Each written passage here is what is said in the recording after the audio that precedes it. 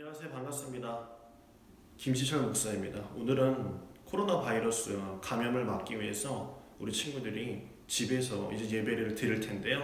제가 그래서 설교 영상을 찍었습니다. 상당히 어색하고 부끄럽기도 한데요. 오늘 하나님의 말씀 우리 같이 나눠보도록 하겠습니다. 오늘 하나님의 말씀은요, 마태복음 4장 1절에서 11절까지 말씀입니다. 여러분들이 다 읽은 줄 알고 우리 같이 말씀 볼까요? 어떤 사람이요, 시장에서 금덩이를 훔치다가 잡혀왔어요. 재판을 하던 이 재판관이 기가 막혀서 물은 거죠. 야, 너는 어떻게 그 시장통에서 사람이 그렇게 많은데 그 눈들이 있는 거 몰랐냐? 어떻게 그 사이에서 금을 훔칠 생각을 했냐? 라고 묻자 이 금을 훔쳤던 사람이 재판장에게 이렇게 얘기합니다. 재판장님, 제가요, 금이 보이는 순간 사람이 보이지 않았습니다. 라고 이야기를 하는 거예요. 재물이 보이니까 사람이 내 눈에서 사라지고 금만 보였던 것이죠. 돈에 눈이 머니 사람이 보이지 않았어요. 또 하나의 이야기가 있어요. 어느 형제가 길을 가다가 금덩이를 하나 주운 거예요. 그래서 사이좋게 한 덩이 한 덩이씩 반을 나눠 가졌죠. 그리고 배를 타고 가는 도중에 이 아우가 자신이 나눠 가졌던 금덩이 하나를 강에다가 던지는 거예요. 그래서 형이 깜짝 놀라며, 야, 이게 뭐 하는 짓이야? 이 금덩이를 왜 던져? 라고 묻자 이 아우가 형에게 이렇게 얘기했어요. 형님, 금덩이를 보자 제 마음이 흔들렸어요. 형님이 없었더라면 나 혼자 이 금덩이를 다 차지했을 텐데 그런 생각이 떠나지 않으니까 금덩이를 저 강물에다가 던져버린 것입니다. 라고 얘기를 했다는 거죠. 여기서 나온 말이 투금포입니다. 금을 던져버렸다는 것이죠.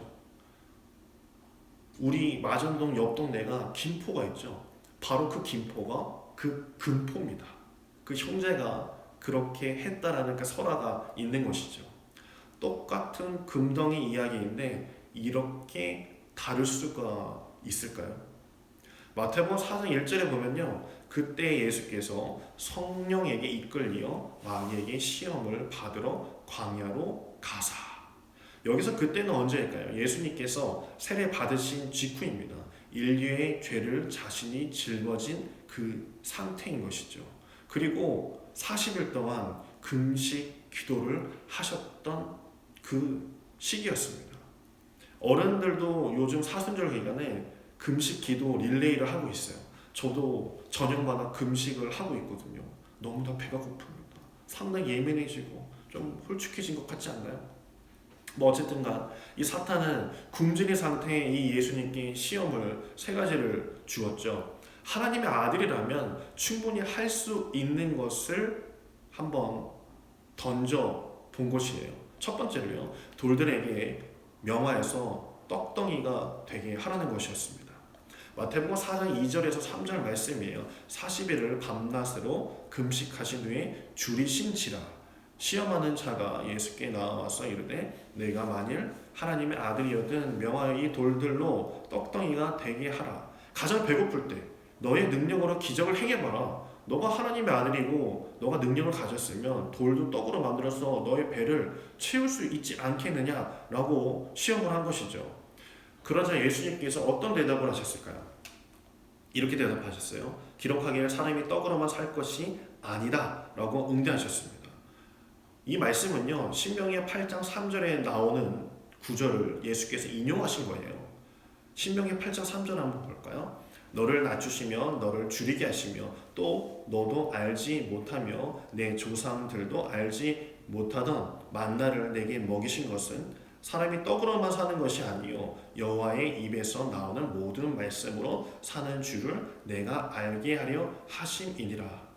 하나님이 먹는 것 걱정시키겠느냐라고 예수께서 말씀하신 거예요. 예수께서 진짜 할 일이 있으신데 내가 먹는 것 가지고 내가 하나님의 그 능력을 여기다 써야 되겠냐? 라고 반문하고 있는 것이죠.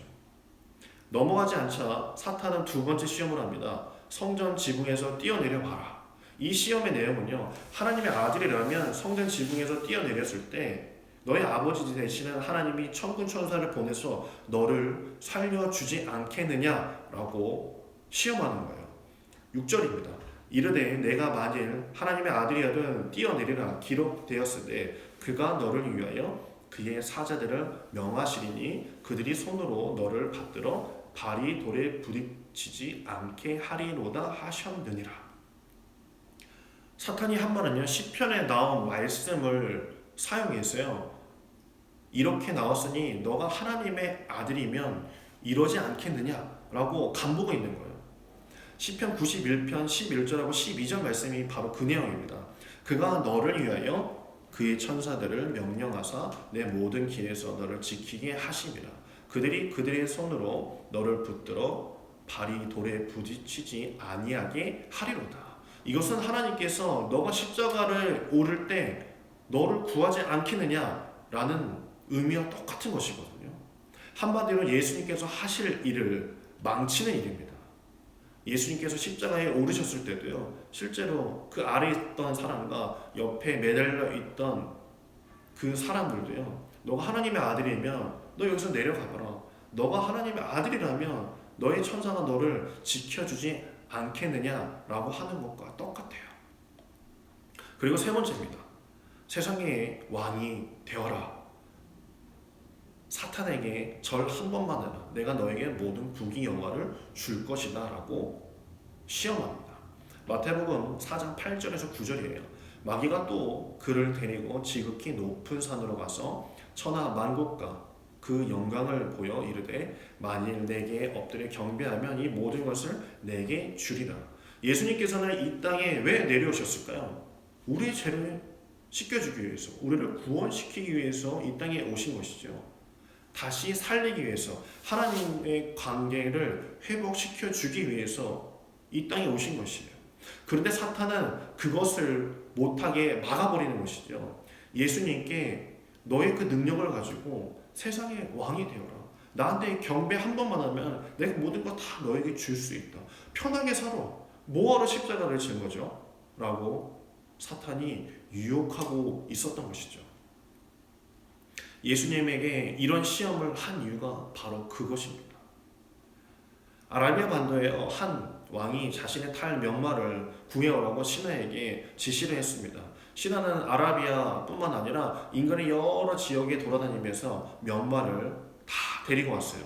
그 중에 왕은 4마리를 이제 골랐죠. 그리고 나서 이 4마리를 고르기 전에, 마지막 말을 고르기 전에 하루 동안 그 4마리의 말들에게 물과 먹이를 주지 말라라고 신하들에게 명령을 내렸어요. 그리고 그 다음날 신하들한테 이렇게 이야기를 했어요. 조금 떨어진 곳에 물과 먹이를 두라고 명령을 한 것이죠. 말들은 마구간에서 나오자마자 물과 먹이를 향해서 전속력으로 막 달려갔어요. 그 순간 왕이 휘파람을 휙 불자 어떤 말이 멈췄을까요? 멈추라는 그 명령을 내렸을 때 그 4마리 중에서 딱 한 마리만 먹을 것을 두고 막 달려가다가 한 마리만 왕의 명령을 듣고 다시 되돌아왔어요. 왕은 이렇게 이야기를 했어요. 어려운 상황에서도 나의 명령을 먼저 듣는 저 말이야말로 나를 태울 자격이 있다. 저 말을 데려가 먹이와 물을 마음껏 주고 내가 택하였으니 이 말을 잘 대우해줘라 라고 이야기했대요. 이 이야기는요, 우리에게 무엇이 먼저인지 아는 사람이 되어야 한다고 말해주고 있습니다. 오늘 말씀에서도 예수님께서는 무엇이 먼저인지 말씀해주고 계세요. 시험을 준 사탄은 진정한 죄사함을 가져오는 이 메시아상을 포기하게 하기 위해서 배부르고 권력을 가지는 것, 누구나 좋아할 만한 것을 주었지만 굶주린 상태에서 예수님께서는 부귀영화가 바로 앞에 있었음에도 불구하고 그것을 다 포기하시고 시험을 이겨내셨습니다. 예수님께서는요, 이 땅에 할 일이 먼저 있었기 때문에 제한을 거부하셨어요. 힘이 세고 세상의 왕 같은 예수님일 수도 있었겠지만 그것이 예수님의 할 일이 아니었던 것이죠. 예수님의 할 일은 무엇이었을까요? 죽으셔야만 했습니다. 세례 요한에게 모든 죄를 안수 받았고 예수님께서는 십자가에서 죽으셔야만 우리의 죄를 깨끗게 씻겨주시는 것이고 그리고 우리에게 구원을 주실 수 있었던 것입니다. 마귀는 이 사탄은 십자가를 통한 하나님의 구원 계획을 막기 원했어요. 그래서 십자가 없는 영광, 그 영광을 취하라고 예수님을 유혹했던 것이죠. 예수님은 자신의 평안과 영광 때문에 십자가 없는 영광을 선택하지 않으셨습니다. 그것은 우리를 사랑하시기 때문인 거죠. 로마서 5장 8절에 보면 이렇게 말씀이 나와요. 우리가 아직 죄인 되었을 때 예수께서 우리를 위하여 죽으심으로 하나님께서 우리에게 자신의 사랑을 확증하셨느니라. 이것이 언약적 사랑이에요. 우리가 사랑받을 자격이나 조건이 안 될 때에도 주님은 하나님께 약속하셨기 때문에 약속 받으셨기 때문에 그리고 우리에게 약속하셨기 때문에 우리에게 목숨을 내어주시면서 십자가에서 우리의 생명을 다시 살려주시고 구원을 주신 것이에요. 혹시 과천에 있는 경마장 가본 적 있나요? 경마장에 가면 말이 손살같이 뛰어갑니다. 경주마가 자세히 보면요, 눈가면을 쓰고 결승선을 향해 앞만 보고 달려가는 것을 볼 수 있어요. 목표를 향해서 집중해서 나가는 것이죠. 이 눈가면이 뭘까요? 이 눈가면은요, 차 한 대라는 용어를 씁니다. 여기 제가 안경을 쓰고 있는데 여기 옆에다가 책받침 같은 거를 하나 또 여기 둘 이렇게 붙여놓는 거예요. 그리고 나서 달려가는 거죠. 그 이유가 뭐냐면 이 말은 우리는 사람은 여기 180도밖에 보지 못하잖아요. 그런데 이 말은 눈이 여기 달려있기 때문에 350도까지 볼 수 있대요. 뒤통수 끝만 보지 못하고 앞, 옆을 다 볼 수 있는 거예요. 그래서 보이는 게 너무 많아. 같이 뛰는 말이 너무 무섭기도 하고 저기 앞에 예쁜 말이 있으면 예쁜 말도 보이고 달려가기에 너무나 유혹하는 것들이 너무나 많다는 거죠. 그래서 이 기수들은 말에게 차 한 대를 쓰입니다. 옆에다가 아무것도 볼 수 없고 저 나아갈 방향만 보이도록 차 한 대를 씌우는 것이죠. 예수께서도 다른 것 보지 않고 오로지 십자가만을 보고 달리신 분이십니다. 우리도 이 교회에 오기 전에 우리가 이 예배 자리에 앉기 전까지 많은 유혹이 있었겠지만 우리는 예수님을 바라보고 이 자리에 나왔습니다. 우리는 먼저 할 일이 무엇인지 보았으면 좋겠어요. 나를 즐겁게 하는 게임이라든지 더 누워서 자고 싶다라든지 친구가 먼저가 아니라 기도가 먼저고 성령 있는 것이 먼저인 우리 친구들이 되었으면 좋겠습니다. 오늘 이 시간에도 하나님 앞에 진심으로 다른 것 다 끊어내고 오직 주님만을 바라보며 기도하는 우리 친구들 되었으면 좋겠습니다. 기도하겠습니다. 하나님, 오늘 이 시간도 코로나 감염 때문에 교회에 나오지 못하고 각 가정에서 예배를 드리고 있습니다. 이 시간도 주님께서 함께 하시고 혼란한 이 시국에 제자리를 찾아가며 회복할 수 있도록 주께서 인도하여 주시옵소서. 교회에서 다시 만날 그 시간까지 하나님께서 지켜 보호하여 주실 줄 믿사오며 이 모든 말씀 예수 그리스도의 이름으로 간절히 기도드립니다. 아멘.